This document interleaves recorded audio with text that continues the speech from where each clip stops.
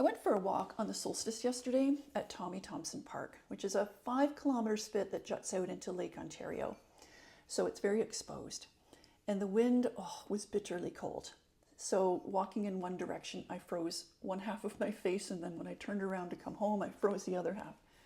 I was wearing 4 layers and a hat with ear flaps, a hood, my warmest mittens, and merino socks. And none of it made it comfortable exactly, but it made it possible. When I got home, I was texting with a friend who lives in the south. Ever since we did a 20-mile walk together years ago, we made it a tradition to walk on the solstice every season wherever we are. And she told me that she had been out in short sleeves. At first, I felt a little jealous, but then I thought, maybe she's never felt the kind of cold that I have. And suddenly it felt special.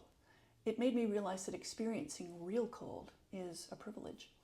It's like being very tall, something you can't fully understand unless you live it.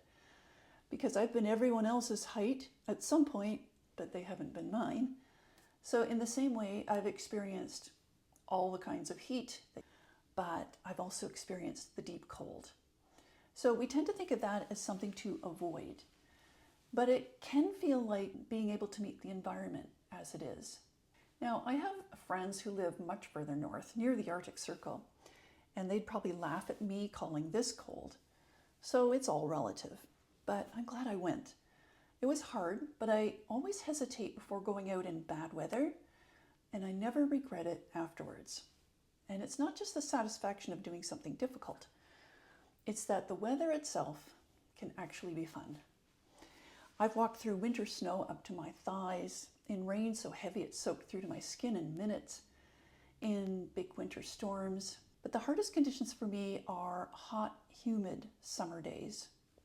All of this reminds me that movement doesn't have to wait for perfect conditions. With a bit of preparation and a shift in perspective, even the weather we're taught to avoid can become part of the experience, and maybe the best part.